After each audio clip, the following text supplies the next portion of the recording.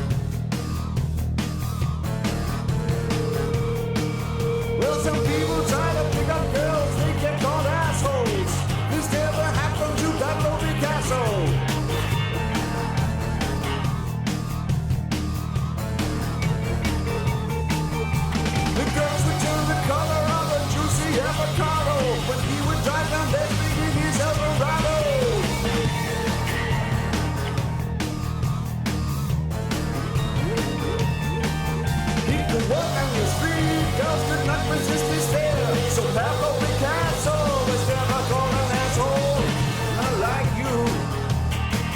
Wow!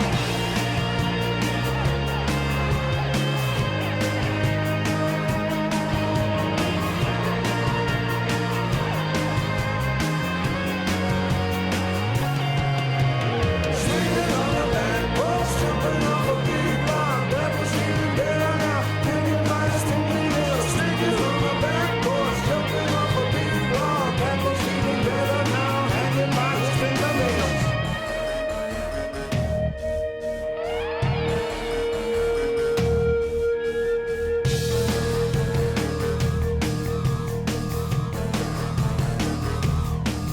He could walk on the street and girls could not resist his stare. Pablo Picasso never got called an asshole.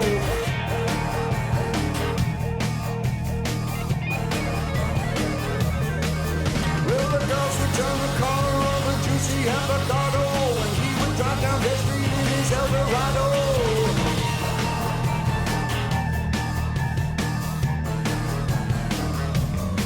Well, it was only 5 and 3, but girls could not resist his stare.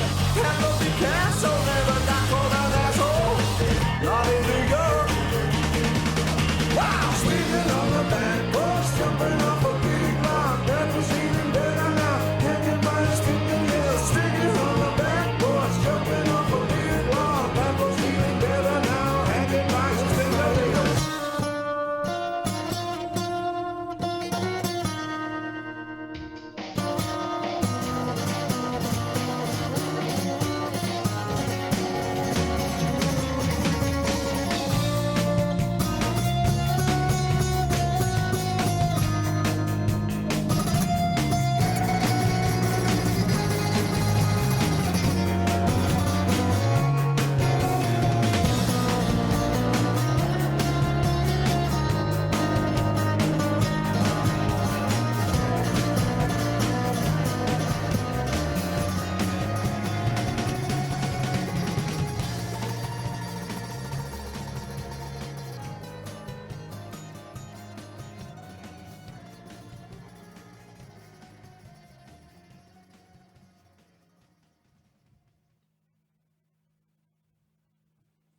Pablo Picasso.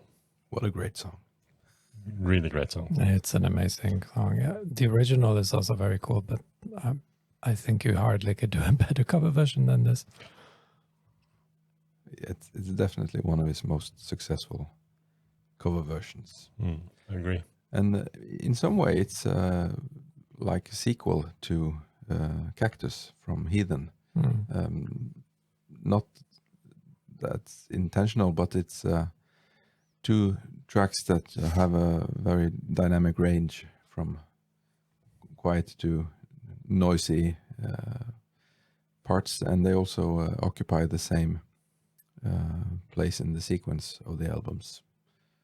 So the second track that gets the audience energized. It's often the point on an album where you put your most important track. Yeah. It's number 2. So it's an interesting choice of him to do that. Yeah, 2 cover versions, 2 albums in a row. And there is maybe another song that, I mean, Bowie did also another song that he wrote himself about another artist. Andy Warhol. A long time ago, Andy Warhol. Yes. I was just thinking about that guitar solo here. Yeah, Yes, that's true. That's true. that makes sense. Never thought about that. And it dawned on me now when we were listening to it, actually. Is that intentional?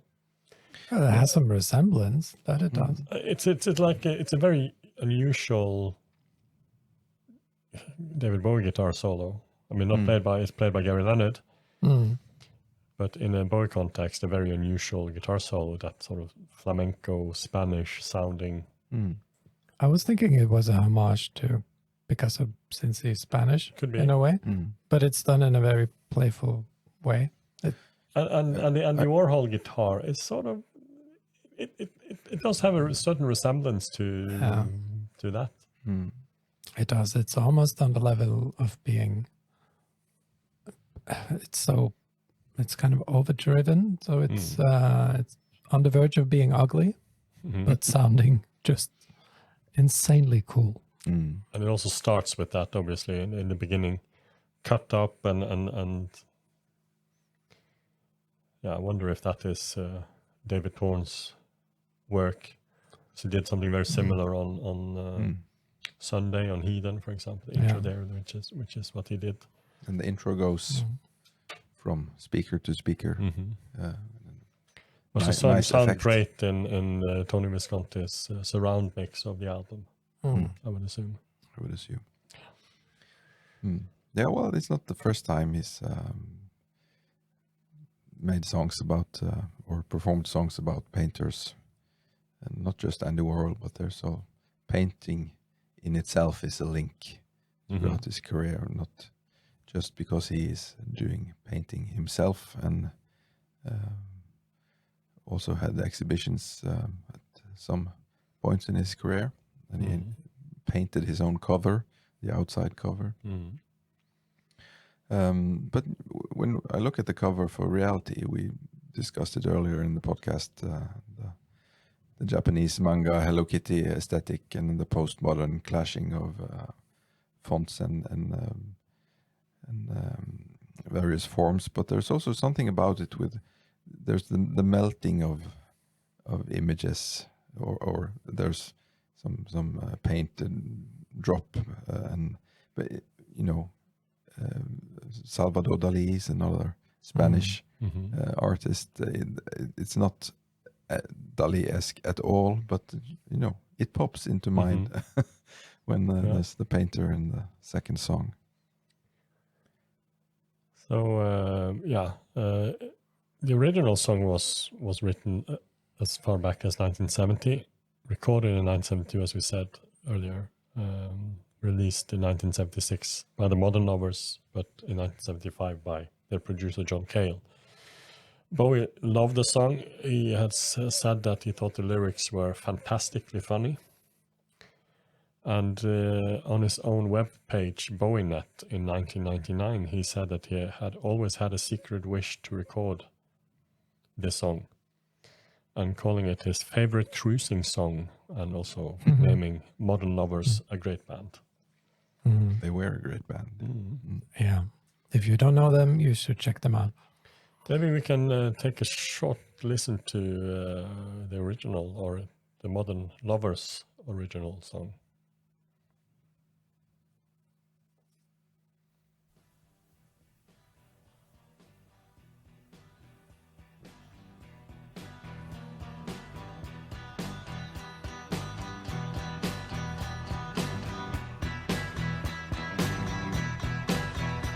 Well, some people try to pick up girls and get called asshole. This never happened to Pablo Picasso. He could walk down your street and girls could not resist the stare, and so Pablo Picasso was never called an asshole.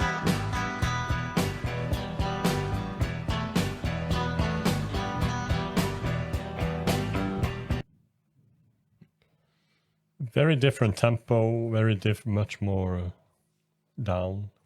It's very laid back, and you could also kind of imagining modern lovers cruising around New York in the 70s would be this tempo, and David Bowie in the early 2000s, it's something else. You need to speed it up.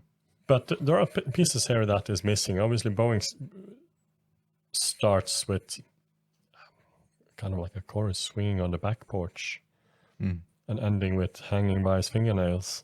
That whole portion was written by Bowie.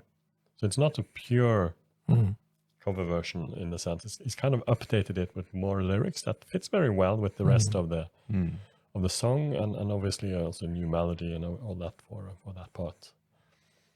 Changed the tempo for the song, which is much quicker. It had more elaborate production. It didn't have the piano going. Dunk, dunk, dunk, dunk. No.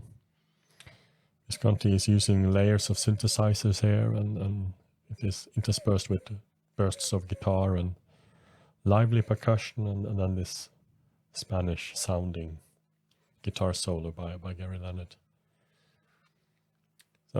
Someone has mentioned that using the connection with Pablo Picasso in Spain, using a Spanish sounding guitar solo is similar to what Nile Rodgers made Bowie do with China Girl. You have a song about the China Girl, you have to have a Chinese motif in your song. Yes. Yeah, makes sense. Chris O'Leary, he said that you could have replaced Pablo Picasso with David Bowie in the lyrics, and it would have worked quite well. That's true. It wouldn't have rhymed, he said. No, it wouldn't have sounded cool. It was a song that was played a fair amount of times during the reality tour. It was played 37 times. First played on like a warm-up show in August 2003 in Poughkeepsie in the USA. And it was last played on his third last concert in Finland, June 20th, 2004. There are others that may have made cover versions as well. Television personalities did a version of it, and Jack White actually did quite unrecognizable version of it as well. But my favorite version is certainly the Bowie version. It is a killer track. It is a new killer track. New killer track, following the new killer star. Yes, and then we'll end it there. Please like and subscribe. We will do other tracks from reality and, of course, continue our journey with both Bowie and other artists later on. We also have a Patreon where you can join us on listening to the whole album from the beginning to the end, and where we also are discussing the whole album from the initial starts to the release and the tour. Thank you to everyone who was watching us. My name is Frode. My name is Trond. And my name is Chris. And have a nice day.